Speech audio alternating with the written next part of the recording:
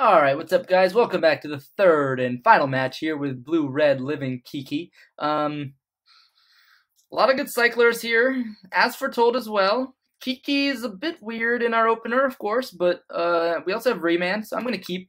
We are on the draw, so we also do get an extra draw here. So, Pluto Delta. Alright. No idea what my opponent is on. Don't care, though. I have a pretty linear game plan here. Obviously, we could play around Shadow of Doubt right now. Like, as a control player, that's always in the back of my mind. Like, anybody could be playing Shadow of Doubt, because I know that that's something that I would do. So, seeing Watery Grave here, untapped, I'm just not gonna play around Shadow of Doubt. If I get punished by Shadow of Doubt, then my opponent wins here. Like, that's, you got it, buddy. Thoughtseize. Yeah, go ahead. I think they probably take As Foretold here. I think our hand is pretty resilient right now. I mean, obviously we want some more lands. Kiki-Jiki, huh? Oh, I think you're going to come to regret that, sir. Just get a red source. I don't know what lands I'll be drawing. Interesting. I'm probably fetching up a basic island with this, so I'd rather use my Polluted Delta because we don't have any basic swamps in the deck, obviously. And Scalding Target can fetch up a mountain, worst case scenario. So here we can keep up Remand if our opponent is on some form of Grixis control. Looks like Sultai. Sultai Midrange. This is another midrange deck. I mean, obviously blue means that they have some form of counter magic. But it should still be a pretty decent matchup. Obviously, green-black means they have Abrupt Decay, so we don't want to just jam things into Abrupt Decay. Here, I'm going to remand it. It's probably going to get Stubborn Denial, but I'd rather this get Stubborn Denial than anything else. Alright, no Stubborn Denial. That's pretty good. And now we have the combo, Ancestral Recall.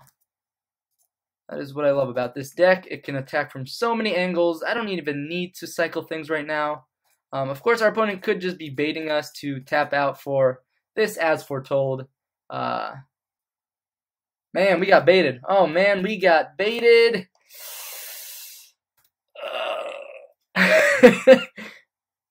That's really embarrassing. That is pretty embarrassing. All right, here comes a 5/6 Tarmogoyf. And now, Stubborn Denial, I didn't really play around that, did I, huh? No, I didn't. Okay. Acquisition. Probably takes, I mean, again, we're not the kind of deck that, like, answers Tarmogoyf, so Ancestral Vision's not as threatening, because Tarmogoyf is, like, a really good clock right now. But they still take it, because I guess a top deck, As Foretold, would be pretty nasty. I'm not sure I'm in a position to, whoops, we're not casting that. Let's cycle first, because I think we're going to want to preserve our life total here. Maybe we don't. Maybe we don't. Steam Vents.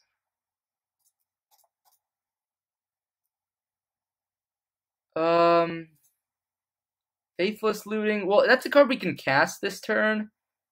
So maybe we should just discard our Cyclers. It's essentially the same thing.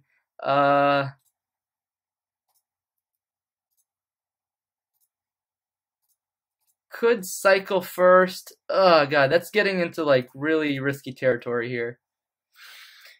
So, we're probably discarding this Ancestral Vision. Probably discarding Remand at this point in the game. Yeah, this is tough. We were silly and we played right into Stubborn Denial. Even though we talked about it.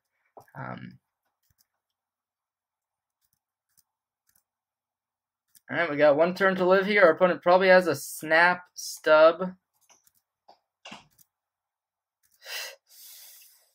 Alright. As Foretold one time. And we're dead. Okay, Sultai. Sultai, you got us. How do we beat you, Sultai? Dispels and engineered explosives? And maybe search for Escanta. In the face of Stubborn Nile, I don't like Cathartic Reunion. I also think Remand is, again, a little rough against these kinds of decks. Dispel is probably going to be the better. Although, Remand on the play might be pretty good.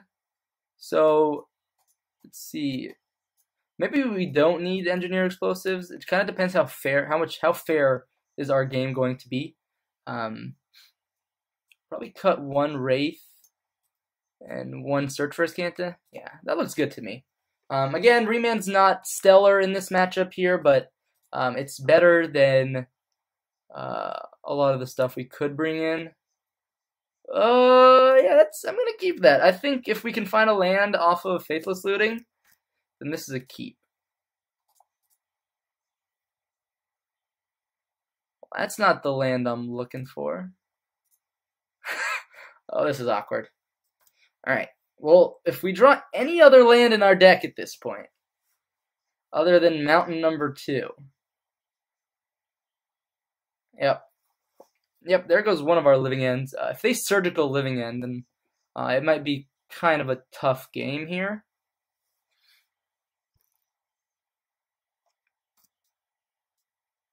Alright, that's a blue source. That is a blue source. That's really good for us.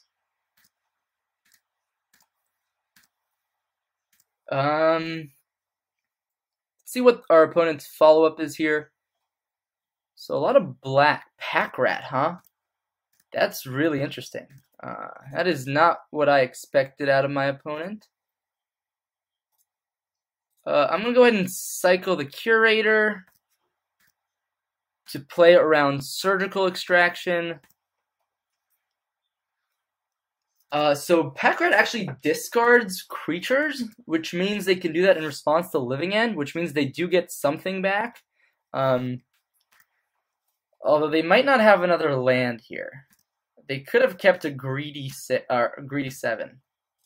That looks like what they might have done, which is a good sign for us. So we'll cycle here. Just keep on cycling.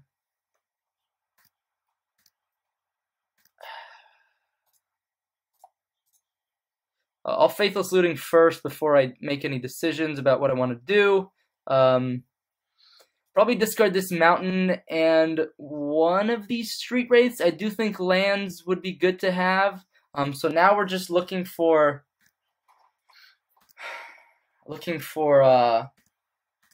End. All right, looks like our opponent found a blue source. Training Grounds. Activated abilities of creatures you control cost 2 less to activate. That's pretty cool. Pack Rat costs 1 black. Oh, that's crazy. That's crazy good. That's really scary.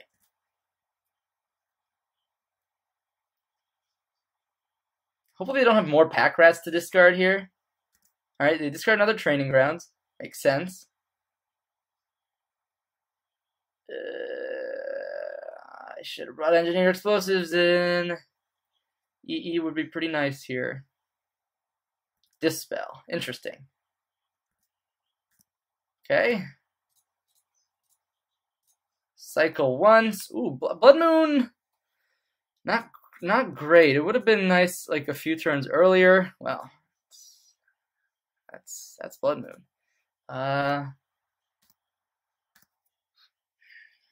So does Blood Moon help us here? No. No, it doesn't. Faithless Looting, I think, is the only card that really helps us. Oh, wait, that's not true. I think we have to Blood Moon here or we're dead. Oh, that's really awkward. That Thoughtseize nabbing our Living End was pretty good. We should not have played that land, although it still I guess we could have tapped that mana. Alright, and now it turns into red mana, so we can still draw exactly Living End. And we might be okay, but looks like things came a little too late for us.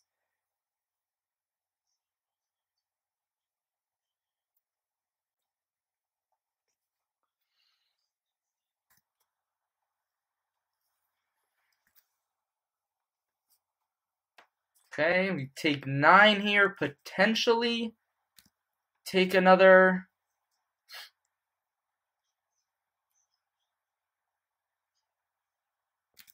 Sure, discarding Serum Visions makes sense. So we take 12, we go to 2. Please, dear God, get me a living end. Oh boy, oh boy. Ah, it's all part of the plan, guys. It's all part of the plan.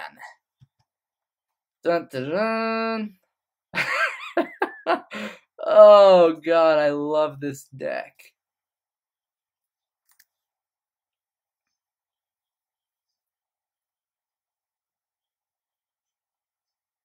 All right. We got there. We got there. With some nice rips. EE seems like it could be pretty good, especially on 1, maybe 2 in this matchup. Again, Remand doesn't feel great here, so I think I can cut that pretty easily, especially on the draw, like turn 2 against like a Pack Rat. Like knowing they have Pack Rat, that's pretty scary. We could play Dispel. I don't think we need to. We could play a Bolt just like as some form of interaction, but I also think that that gets pretty bad, especially if we top deck it. Maybe just like Cathartic Reunion back in to dig through our deck, or maybe just Street Wraith. Get Street Wraith back in here and hope for the best.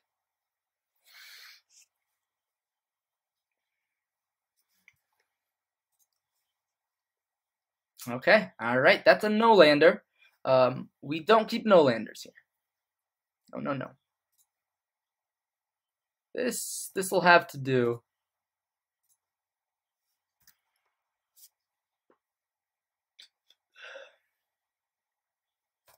Okay. So, turn 1 Ancestral Vision could be good enough this game. We're probably getting Thoughtseize or Inquisition right now, so it could get taken away. Okay, Serum Visions. Or maybe our opponent Training Grounds. Okay. Faithless Looting. Let's start by cycling first. I think I want to get Ancestral Vision down here.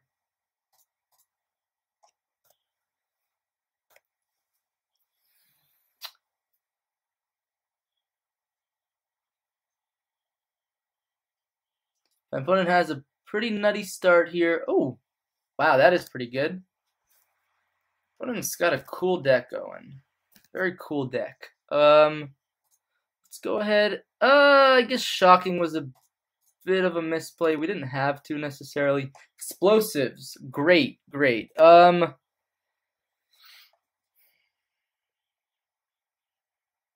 So we discard Ancestral if we want to cycle, which I think we do. Alternatively, we could play EE on 1, but then they could decay it. So I think getting the combo in the yard would be pretty nice. And then just playing the long game, and then we can always EE next turn. Of course, if our opponent plays another green source here, so even though this reduces the cost, they can still only use it once this turn, which is good for us. Thoughtseize, yeah, well, kind of saw that coming. There goes our Engineer Explosives. Get smacked for 2. Let's always yield to these bad boys here. Drawing Sidewinders, I guess we can cycle, see if we draw anything we want to do on our main phase. Obviously hold the next one.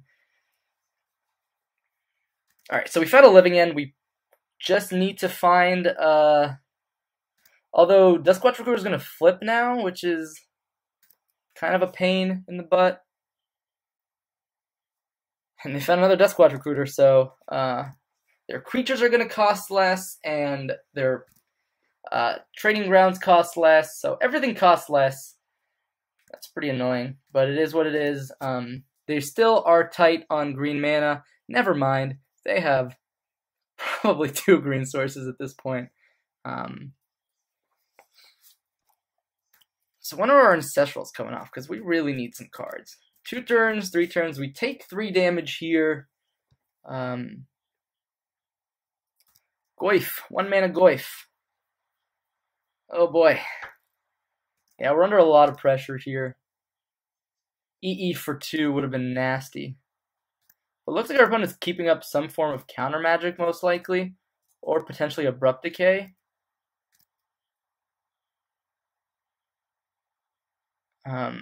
I guess if like a click here would kill us. Pestermite is not bad. It buys us time to maybe resolve this Ancestral Vision. Alternatively, we could Faithless Looting flashback.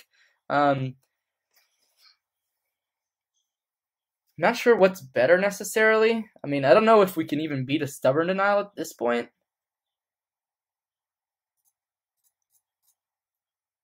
I mean, I don't know. Our opponent didn't tap out for a reason.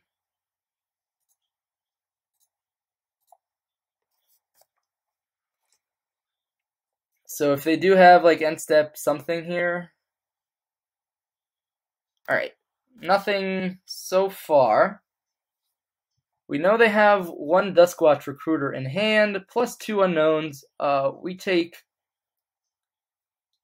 a bunch of damage here. Hopefully we get to draw some good stuff like Ancestral, or we want to get an As Foretold plus Dispel off of this Ancestral Vision here. That would do it for us. But again, that's 2 cards out of a big deck. We got part of it. EE. Should we bait them with an EE for 2?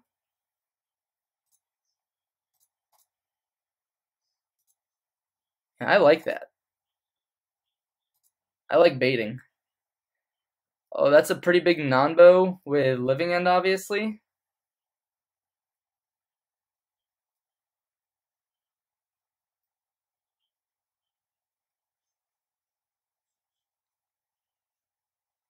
Alright,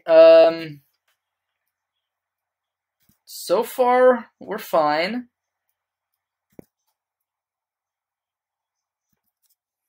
They're gonna activate Duskwatch Recruiter, hopefully not finding anything. Found a Tassiger. That's gross.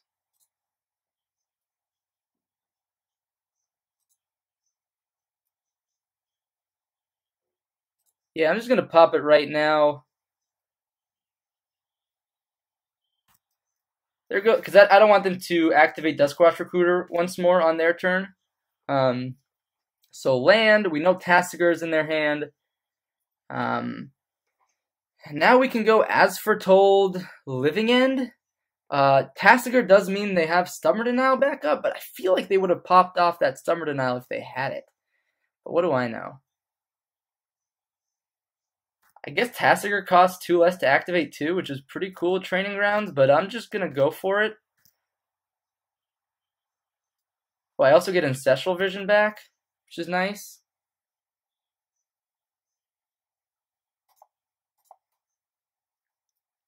If I can find like a Dispel here, that would be great. Wow. Just have it all.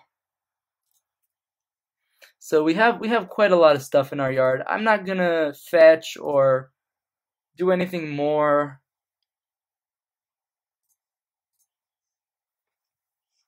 So of course they do get their creatures. Abrupt Decay, yeah, that's fine. That doesn't stop Living End already on the stack. Undo.